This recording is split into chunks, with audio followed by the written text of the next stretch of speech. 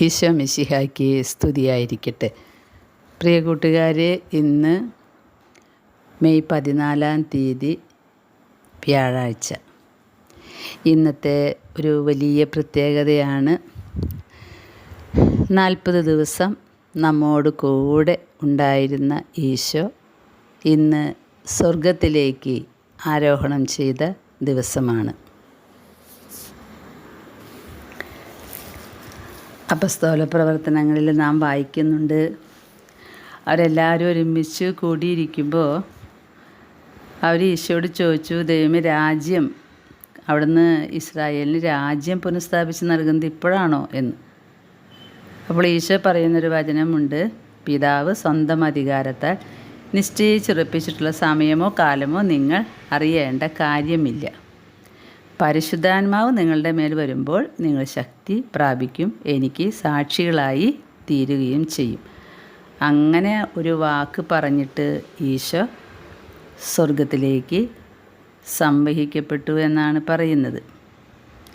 അപ്പോൾ ദൂതൻ പറയുന്നുണ്ട്, നിങ്ങളെന്തിനങ്ങനെ ആകാശത്തേക്ക് നോക്കി നിൽക്കണത്? നിങ്ങളിൽ നിന്ന് സ്വർഗത്തിലേക്ക് സംവഹിക്കപ്പെട്ട യേശു സ്വർഗത്തിലേക്ക് പോകുന്നതായി നിങ്ങൾ കണ്ടതുപോലെ തന്നെ തിരിച്ചു വരും.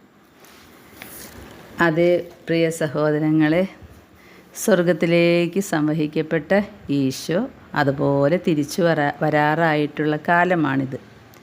ഇന്ന് നമുക്ക് ഓർക്കാം, നമ്മുടെ കർത്താവ് നമ്മുടെ വിശ്വാസപ്രകാരം നമ്മളിൽ നിന്ന് മാനുഷികമായി ശരീരം ധരിച്ച് നമ്മുടെ ഇടയിൽ നടന്നിരുന്ന ഈശോ സ്വർഗത്തിലേക്ക് പോയി, പിതാവിൻ്റെ പക്കലേക്ക്. ഇനി നമുക്ക് പരിശുദ്ധാത്മാവിനുള്ള ഒരുക്കമാണ്, പെന്തക്കോസ്ത ദിനത്തിനുള്ള തിരുനാളിനുള്ള ഒരുക്കം. പരിശുദ്ധാത്മാവ് നിറയാനാണ് ഇനിയുള്ള ദിവസങ്ങളിൽ നാം പ്രാർത്ഥിക്കേണ്ടത്. കാലത്തിൻ്റെ അവസാനത്തെ നിമിഷങ്ങളിലാണ് നാം ഇന്ന് പലപ്പോഴും നമുക്ക് തോന്നുന്നുണ്ട്. സന്ദേശങ്ങളിലൂടെ പരിശുദ്ധ അമ്മ അതാണ് അറിയിച്ചത്. സ്വർഗത്തിലേക്ക് എടുക്കപ്പെട്ട യേശു, സ്വർഗത്തിലേക്ക് പോയ യേശു സ്വർഗത്തിൽ നിന്ന് തിരിച്ചു വരാറായ സമയമാണ്. ഈ സമയത്ത് പരിശുദ്ധാത്മാവ് കൊണ്ട് നമ്മൾ നിറയണം. അതിനുവേണ്ടി നമുക്കിന്ന് മുതൽ ഒരുങ്ങാം. ഇന്ന് 14 വണക്കമാസം വായിക്കാം. നസറസ് എന്ന ചെറിയ ഗ്രാമത്തിൽ നിന്ന് ബെത്ലഹേം എന്ന നഗരിയിലേക്കുള്ള യാത്ര. ഒന്നാമത്, ദൈവമാതാവും മാർയൗസേപ്പിതാവും രാജകൽപ്പനയെ അനുവർത്തിച്ചത്. രണ്ടാമത്, ഈ യാത്രയിൽ അവർ പ്രദർശിപ്പിച്ച പുണ്യം. മൂന്നാമത്, ബെത്ലഹേം നഗരിയിൽ ഇവർ അനുഭവിച്ച അപമാനം. ആദ്യം, ദൈവത്തിൻ്റെ ആലോചന വേറെ, മനുഷ്യൻ്റെ ആലോചന വേറെ. അതുകൊണ്ട് ദൈവനിശ്ചയങ്ങൾക്കും മനുഷ്യനിശ്ചയങ്ങൾക്കും തമ്മിൽ വലിയ അന്തരമുണ്ട്. ആഗുസ്തോസ് ചക്രവർത്തി തൻ്റെ മഹിമയും പ്രതാപവും അറിയിപ്പാനായിട്ട് സാമ്രാജ്യത്തിലുള്ള സകല പ്രജകളുടെയും കണക്കെടുക്കണമെന്ന് കൽപ്പിച്ചു. എന്നാൽ ഈ കൽപ്പന മൂലം ലോകരക്ഷകൻ ബെത്ലഹേം നഗരിയിൽ പിറക്കും എന്നുള്ള ദീർഘദർശനങ്ങൾ നിറവേറണമെന്നായിരുന്നു ദൈവനിശ്ചയം. ദൈവമാതാവും മാർയൗസേപ്പിതാവും രാജകൽപ്പന ദൈവകൽപ്പനയായി സ്വീകരിച്ചുകൊണ്ട് ദീർഘയാത്രയാലുള്ള ബുദ്ധിമുട്ടുകളെയും കഷ്ടതകളെയും ഭയപ്പെടാതെ ഉടൻ തന്നെ ബെത്ലഹേമിലേക്ക് പ്രയാണം ചെയ്തു. ദൈവത്തിൽ നിന്നാകുന്നു അധികാരമെന്നും അതിന് കീഴ്പ്പെടേണ്ടത് അധീനരുടെ കടമയാണെന്നുമുള്ള ബോധം നമുക്കുണ്ടാകുന്നതിന് ദൈവമാതാവിൻ്റെയും മാർയൗസേപ്പിതാവിൻ്റെയും ഈ ദൃഷ്ടാന്തം വളരെ സഹായിക്കുന്നു. ഈ ബോധം ഇല്ലാത്തതുകൊണ്ടാണ് അനുസരണമെന്ന പുണ്യം സമ്പാദിക്കാൻ വളരെ പ്രയാസം തോന്നുന്നത്. രണ്ടാമത്, പരിശുദ്ധ ദൈവമാതാവും മാർയൗസേപ്പിതാവും ചെയ്ത വഴിയാത്രയിൽ അവരെ നാം അനുഗമിച്ച് അവർ കാണിച്ചു തന്ന സന്മാതൃകകളെ കണ്ടുപഠിക്കേണ്ടതാകുന്നു. അവർ ദൈവേഷ്ടം സാധിപ്പാനായി ഇതാ ജാഗ്രതയോടെ നടക്കുന്നു.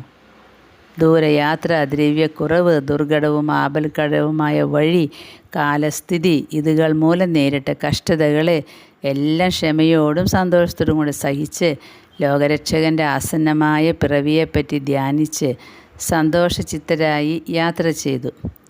നാമും മനസ്സിന് വിരോധമായ സംഗതികൾ ചെയ്യുവാൻ കൽപ്പിക്കപ്പെടുമ്പോഴും ഇതുപോലെയുള്ള മറ്റു ഘട്ടങ്ങൾ നേരിടുമ്പോഴും പരിശുദ്ധ മറിയവും മാറിയൗസേ പിതാവും കാണിച്ചു വന്ന ഉത്തമ ദൃഷ്ടാന്തത്തിനൊത്ത പ്രകാരം ജപം, ക്ഷമ, ദൈവത്തിരുമനസ്സിനോടുള്ള അനുസരണം മുതലായ പുണ്യങ്ങളാൽ നമ്മുടെ പ്രവൃത്തികളെ ക്രമീകരിക്കാൻ ശ്രമിക്കണം. മൂന്നാമത്, കഷ്ടപ്പെട്ട യാത്രയുടെ ശേഷം ഈ മഹാത്മാക്കൾ ബെത്ലഹേം നഗരിയിൽ ചെന്നപ്പോൾ അവിടെ എല്ലാവരാലും തള്ളപ്പെടുകയും പാർക്കുന്നതിന് ഒരു വീട് പോലും ലഭിക്കാതെ മൃഗങ്ങൾക്കുള്ളൊരു തൊഴുത്തിൽ വസിക്കുന്നതിന് നിർബന്ധിതരാകുകയും ചെയ്തു. ഇതത്രേ സകല ഭൂലോകങ്ങളുടെയും രാജ്ഞിയുടെ അരമന. ഇതിലത്രേ പരലോകത്തെയും ഭൂലോകത്തെയും സൃഷ്ടിച്ചവനും ആകാശമണ്ഡലങ്ങളിൽ സൂര്യനെ മയക്കുന്ന പ്രകാശത്തോടുകൂടെ വാഴുന്ന കർത്താവുമായിരിക്കുന്ന ഈശോ മിശിഹ പിറക്കുവാൻ തിരുമനസ്സായത്. അവതരിച്ച ദൈവമേ, പിറവിയിൽ പോലും കഷ്ടപ്പെടുന്നതിന് അങ്ങ് തിരുമനസ്സായല്ലോ.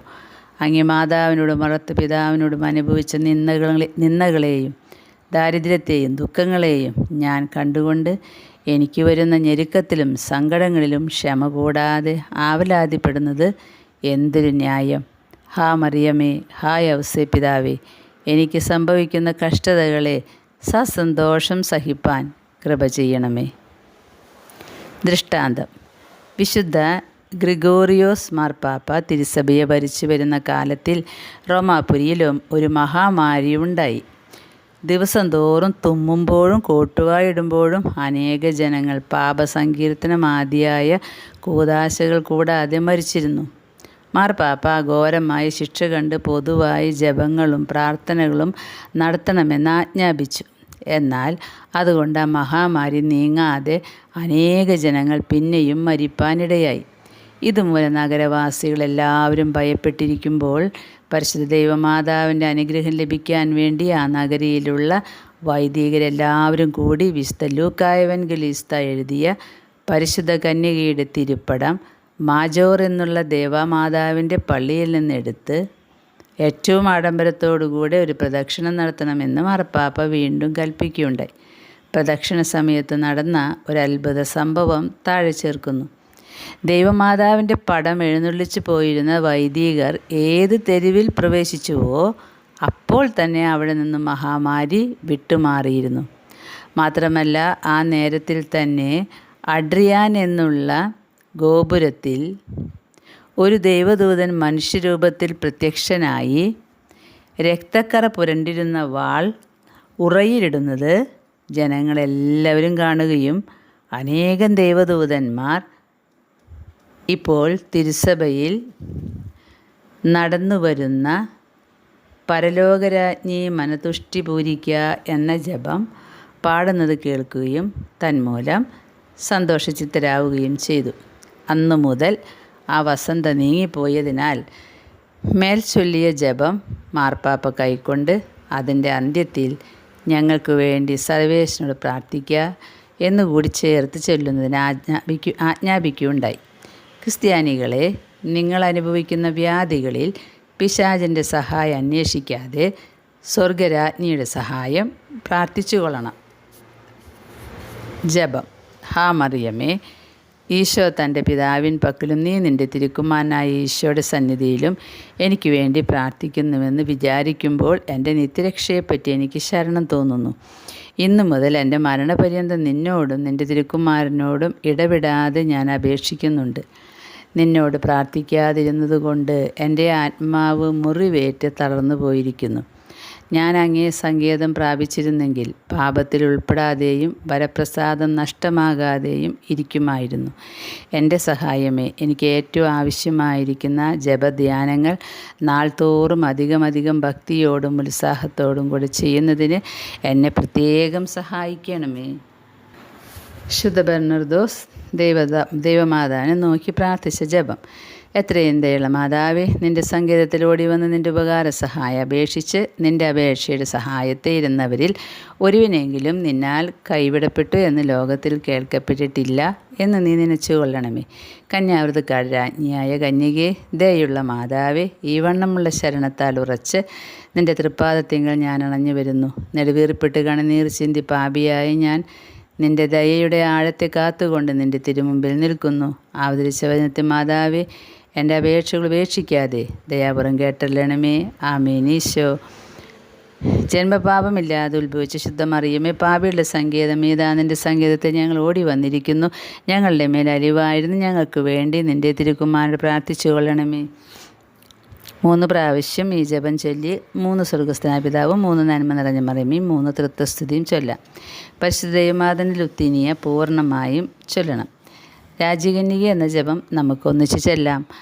രാജകന്യകയെ, മനോഗുണത്തിൻ്റെ അമ്മയെ, നിനക്ക് സ്വസ്തി. ഞങ്ങളുടെ ആയുസ്സും മനോഗുണവും ആതിര്യവും ശരണവും ആശ്രയവുമേ നിനക്ക് സ്വസ്തി. അലസിഭാഗപ്പെട്ട് നടക്കുന്ന ഹാവായുടെ മക്കളായ ഞങ്ങൾ നിന്നെ വിളിക്കുന്നു, കരയുന്നു. ഈ സ്ഥലത്തിൽ നിന്നും മുഴന്നു കരഞ്ഞുകൊണ്ട് നിൻ്റെ പക്കൽ നെടുവീർപ്പിടുന്നു. എന്നാൽ ഞങ്ങൾക്ക് വേണ്ടി അപേക്ഷിക്കുന്ന അമ്മേ, മനോഗുണമുള്ള നിൻ്റെ ശുദ്ധ കണ്ണുകൾ കൊണ്ട് ഞങ്ങളെ വിരവിൽ തിരിഞ്ഞു നോക്കണമേ. വിശേഷിച്ച് ഈ അലസിഭാഗം കടന്നതിൻ്റെ ശേഷം ശുദ്ധമായ നിൻ്റെ വയറ്റിൻ്റെ വാഴ്ത്തപ്പെട്ട ഫലമായി ഈശോയെ ഞങ്ങൾക്ക് കാട്ടണമേ. അയ്യോ, കനിവും മനോഗുണവും മാധുര്യവും ശരണവും ആശ്രയവും ആകുന്ന നീ എപ്പോഴും കന്യാസ്ത്രീ മറിയമേ, ആമേൻ. പരിശുദ്ധ ദൈവമാതാവിനുള്ള അപേക്ഷ. ഓരോ അപേക്ഷയ്ക്ക് ഓരോ നന്മ നിറഞ്ഞ മറിയമേ എന്ന ജപം ചൊല്ലണം. പാപികളുടെ സങ്കേതമേ, തിരുസഭയ്ക്ക് വേണ്ടി പ്രാർത്ഥിക്കണമേ. പാപികളുടെ സങ്കേതമേ, അജ്ഞാനികൾ മുതലായ ദുർമതക്കാർ മനസ്സ് തിരിയാൻ വേണ്ടി പ്രാർത്ഥിക്കണമേ. പാപികളുടെ സങ്കേതമേ, സത്യരാജാക്കൾ പ്രഭുക്കൾ തമ്മിൽ സമാധാനമായിരിക്കാൻ വേണ്ടി പ്രാർത്ഥിക്കണമേ. പാപികളുടെ സങ്കേതമേ, മാർപ്പാപ്പ മുതലായ വേദപാലകന്മാർക്ക് വേണ്ടി പ്രാർത്ഥിക്കണമേ. പാപികളുടെ സങ്കേതമേ, നിൻ്റെ പ്രിയപ്പെട്ട മക്കളായിരിക്കുന്ന ശുദ്ധീകരണ സ്ഥലത്തിലെ ആത്മാക്കൾക്ക് വേണ്ടി പ്രാർത്ഥിക്കണമേ. ഇന്നത്തെ സുഹൃത് ജപം. ദൈവമാതാവേ, നിൻ്റെ കൃപയുള്ള തിരുക്കണ്ണുകളെ ഞങ്ങളുടെ മേൽ തിരിക്കണമേ. സൽക്രിയ. ഉത്തരീയ സഭയിൽ പ്രവേശിക്കണം. അതിൽ ചേർന്നവരായാൽ അതിൻ്റെ കടമകൾ ശരിയായി നിറവേറ്റി വരുന്നുണ്ടോ എന്ന് പരിശോധിക്കണം. നല്ല മാതാവേ മാരിയേ, നിർമ്മല യോസേപ്പിതാവേ,